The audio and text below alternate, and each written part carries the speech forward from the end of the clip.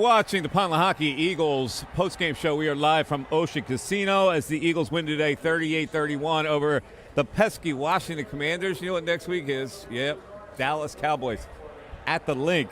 It is now time for our Diamond Debate with Kayla Santiago, who joins the panel right now.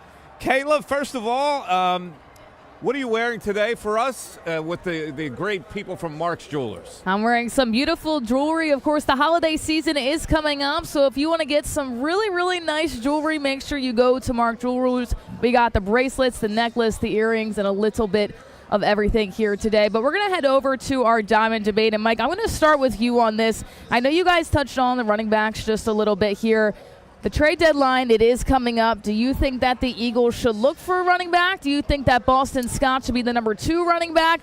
What would you do in this situation if you're Howie Roseman? That is a really interesting question. And you know, just we just talked about the lack of depth that they have, at least in their minds, behind DeAndre Swift. I got to be honest with you. I wouldn't be surprised to see they haven't had another running back, D-Gun. I mean, yeah, at this point, you're not getting a great running back, and nobody's going to make that available. But I assume you would have to get a little more depth if you're not going to use Boston Scott. And Kenneth Gainwell has not really produced for you. Rashad Penny's in mothballs. They clearly are not going to use him. So what do you think about that? I'm thinking that maybe. I would like to see them elevate Boston Scott to number 2. I think he has proven his mettle in the National Football League. He's very difficult to defend because he's so small. He gets behind those big linemen. He's very quick, very strong. You can't arm tackle this guy. Good pass catcher. I think it's time for them to admit their mistake and demote Kenneth Gainwell to number 3, elevate Boston Scott to number 2. Now, knowing Howie Roseman like I know him, if there's 2 areas he might be looking to identify to strengthen up, it's the running back and to get some depth on that offensive line. So any and everything could happen between now and that 4 p.m. deadline on Tuesday. But I want to see Scott elevated before you go out and bring somebody else in off the street and push him further down the pecking order. Well, let me ask you this, though. The Eagles base a lot of what they do on what they see probably in practice. And I know they don't practice hard anymore. There's something that they don't see in Boston Scott, or do you think it's because Gainwell has the pedigree of being a draft pick? I don't even know if it's the pedigree at this point. I think it's the fact that the Eagles have to show that Gainwell was a worthy pick. When you look at some of the mistakes they've made in higher draft picks through the years, granted, over the last couple of years, for the most part, they've gotten all of their picks right. But go back to Jalen Reagor. Go back to names like the Jaquan Jarris, who's second-round picks, first-round picks. They're going to push him. They're going to push this narrative as far as they can. But I think the difference we see in Howie Roseman today compared to what we knew years ago is he gets to a certain point, and then, whether directly or indirectly, he admits, okay, we made a mistake, and then he moves on from it. I don't think he's at that point yet with Kenneth Gainwell, but I think it's slowly creeping in that direction. Seth, if you think they get their run game a little bit more consistent, do they try to move that a little bit? Because although we haven't liked what we've seen from Kenny Gainwell today, they're also not really giving all of them a lot of opportunities to get in rhythm. Yeah, I don't, to your point, I don't believe that the running game is really a focal point for them. I think the running back is more, that position is more of a focal point for how they can utilize that guy in the run game. And you can just go back and look at the targets between last week and this week. You know, the targets as far as the running backs are concerned have gone up over the last 2 weeks. And to D-Gun's point, I think along the same lines. Yeah. I think Kenneth Gainwell has more to do with the fact that they drafted him in the 3rd round, the fact that they made the decision to let Miles Sanders walk away because they felt like Kenneth Gainwell could be the guy. Because if you go back and you look, I don't think that they made the trade for DeAndre Swift until after the draft. So they went through the draft process and realized that there wasn't anything worthy where in that pecking order of what they had as far as draft picks were concerned to just add another guy. So they went out and they said, hey, we can get DeAndre Swift, for a 4th round draft pick, then, hey, we'll go and do that. So the Kayla's question, you're saying no, they would not be in the market at the trading deadline to add somebody. Listen, we keep hearing things about, Derrick Henry I don't think that Derrick Henry is your answer. His running style and the style of offense that we run do not go hand in hand. No. Yeah, that's probably not going to happen. I don't think it would. A lesser depth chart running back. Yeah, I mean, that's not going to happen. I mean, listen, Rashad Penny, for all intents and purposes, is a smaller version of Derrick Henry. Derrick Henry is a one-cut running back. Rashad Penny, when we saw him in the limited amount that he played, right now at this point in time, he doesn't have to burst.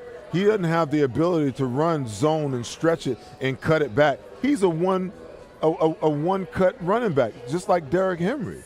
You know, so if they don't see enough in Rashad Penny to say, okay, let's figure out whether he could be the guy, you know, then why are you going to go out on the market and bring in a bigger version of that? Yeah. And then you turn around.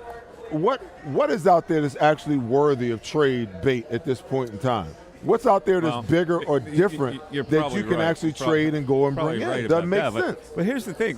D-Gun, are they more comfortable throwing the ball to Gainwell than they would be to throw the Boston Scott? And that's the reason why he's in there? Because they threw to him 6 times today. I would have to say yes.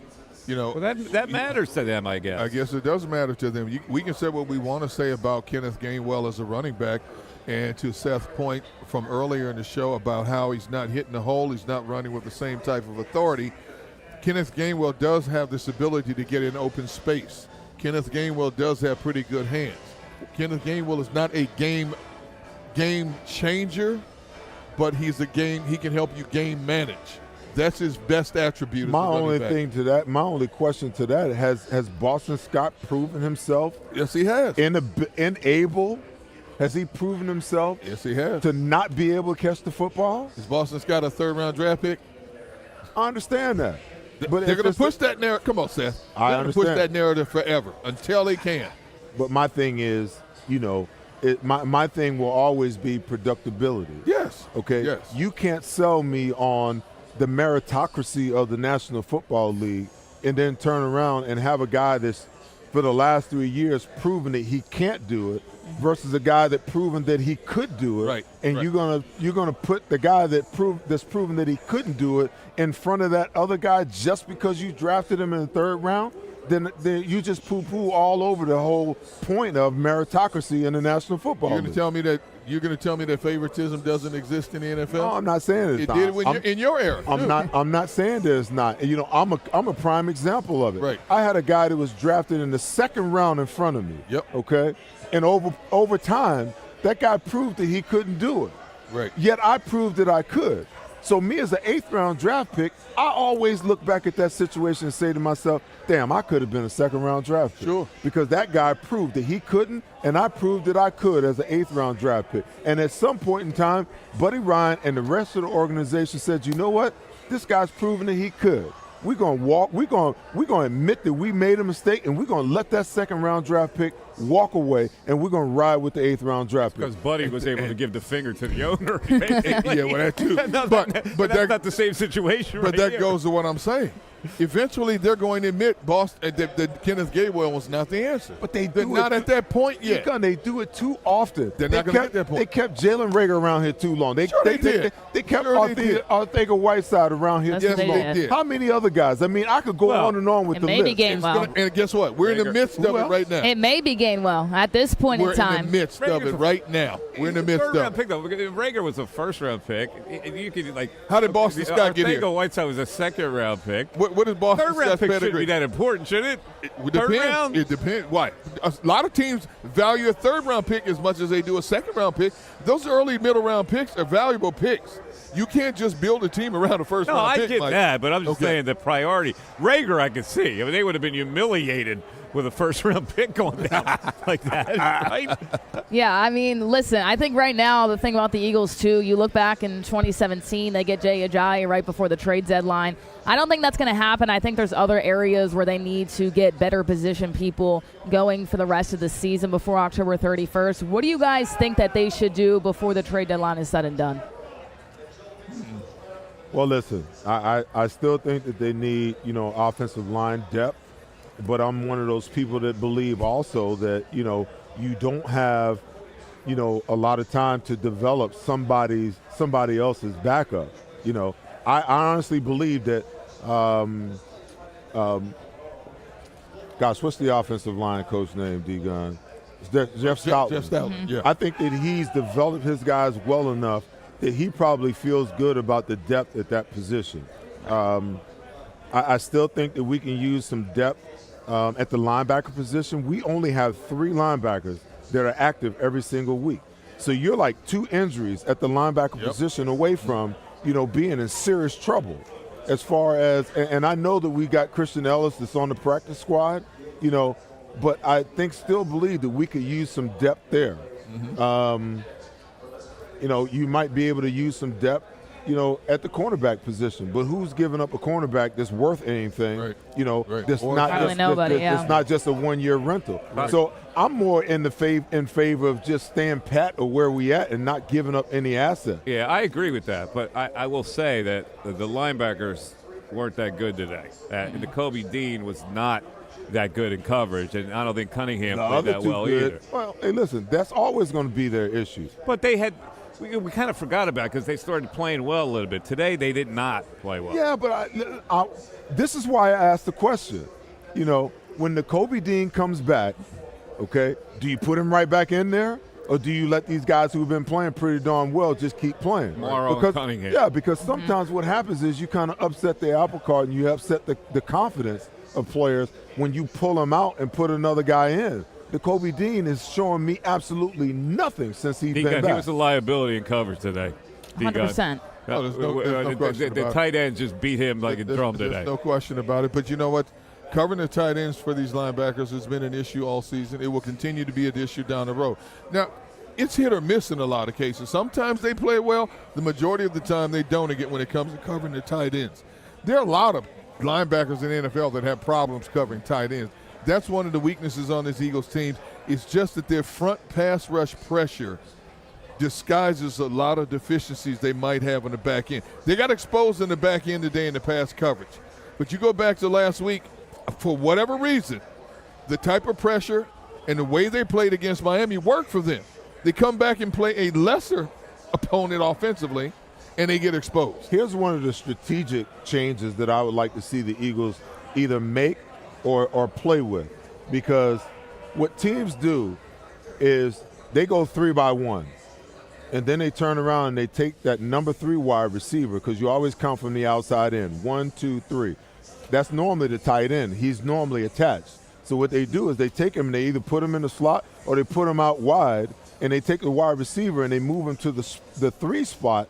And when you go 3-by-1, what winds up happening is that linebacker, one of those linebackers, has got to wind up covering a wide receiver, which he cannot cover, which they get hurt quite a bit in third down situations with, okay? So what I'd like to see is them go nickel, okay, or go dime and be able to move the linebacker over and go man-to-man against the back on the weak side and take the dime backer and drop him in to cover. Now, that's where the chess match starts, because what teams are going to start to do is they're going to start shifting the tight end back in and then running the ball at that nickel backer, So there's this ongoing chess match that happens that the Eagles got to be able to say, okay, if they make that adjustment, then we'll just swap back. We'll put the DB back on the back and we'll move the backer back inside. Now, that's that chess match that happens. But you're going to continue to have this issue because teams have been doing this forever.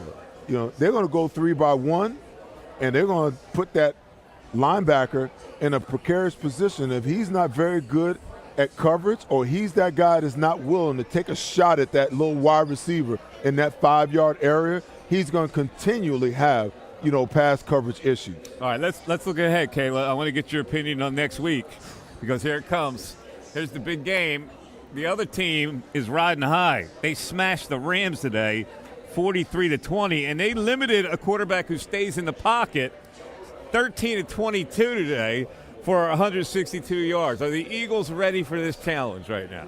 If they played like they did today, absolutely not. I don't think so. Now, if they played like they did last week, maybe they do, but I think there's a lot to work on. We talked about Sean Desai making such good halftime adjustments throughout this season so far, and we really didn't see that too much in this game as well. I think the Cowboys are a lot better than Commanders, especially on the defensive side of things too. So I'm going to sit here and say I'm a little bit worried. Now, I hope it's the opposite outcome. I hope the Eagles go out there and they're able to really show what they can do. But we just don't know what Eagles team we're going to get next week. And if I think they play like they did today, it's not going to be good. Seth, Dak Prescott, 25 of 31, 304, 4 touchdowns, 133.7 rating. And CeeDee Lamb went off. 12 catches, 158. How you feeling about next week? So let me ask you, what did they do in the running game? Because that's always a big deal for Ran me. the ball 26 times for 102. Okay. Tony Pollard with 53 yards on the carry. Anytime that Dak gets support in the run game, then he's going to be dangerous. So if you can take the run game away and make Dak have to throw the ball 40+ times, then you're in a situation where you're in an advantageous position. If there's a team that the Eagles are always going to get it for, that's going to be the Cowboys. So the team you saw today is not going to be the team that you see that takes the field next week. That's why you can't. That's why there's never a carryover. We even mentioned could it have been like a little look ahead? I don't know. You know, but Dak, for whatever reason, you talk about Washington giving the Eagles fits. Dak always plays well against the Eagles, for whatever the reason. And I expect, I think it's going to be a knockdown, drag-out fight next week. I can't wait to see it. I said it before. I'll say it again. You want to have success running against this defense, you run on the perimeters. That's what Washington did when they had success. You're not going to run between the tackles on this defense. You hit them on the perimeters, and they have a running back in Tony Pollard that can do some damage against this defense on the perimeter. The problem is the young buck got hurt today, Jalen Carter. Had a back issue. So hopefully it's just muscular and he'll be back in the game, next week. But the Eagles, again, they cannot stop the run versus the 4-man front. That's the thing that blew my mind, is that Washington came out when they had the lead. That was the time for them to go straight in the run mode. And until you could force the Eagles to get out of that 5-man front and out of that 4-man front into a 5-man front. They just did not run the football. All right, it'll be interesting to see what that line is next week. Cowboys and Eagles at Lincoln Financial Field. Listen, don't go away, because coming up is John McMullen, our guy, our ace. He covered the Eagles game for JAKIB Sports, and he will be live from Washington with his analysis of the Eagles' 38-31 win. So just sit tight and hang in, and you'll see John McMullen. For Derek Gunn and Seth Joyner and Kayla Santiago, I'm Mike Missinelli. Thanks for watching the Pond Lehocky Eagles postgame show, and we will see you next week right here on JAKIB Media Sports. Hello. And welcome To the Diamond Debate with Liam and Hillary in the heart of Montgomeryville, PA at Mark's Jewelers. So what do you got for us today, Hillary? Well, Liam, to kick off this football season, there's no deflate gate here.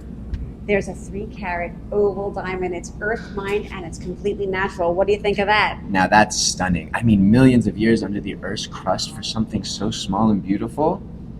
You think she's small? Well, I mean, do you have anything bigger? Of course, I've got bigger. I mean, bigger's always better. That's what they say. Well, I've got an earth mined natural 5-carat oval diamond. Was that big enough for you? Wow. 5 carats? That's a carat a finger. That's something right there. I can't imagine anybody saying no to one of these. No, I guess not. Do you have anything smaller, maybe? Smaller is subtle and definitely beautiful still, and it's still fabulous. An earth mined oval diamond set in a solitaire setting. This comes in 14-carat yellow and white, 18-carat yellow, white, and platinum. Any way you want it. What do you think? I mean, any way you want it. I can't imagine it any better, any different way. That's right. So come down and see us here at Mark's Jewelers, where love grows here. Every day of the week except Mondays and Sundays. That's right. We're closed.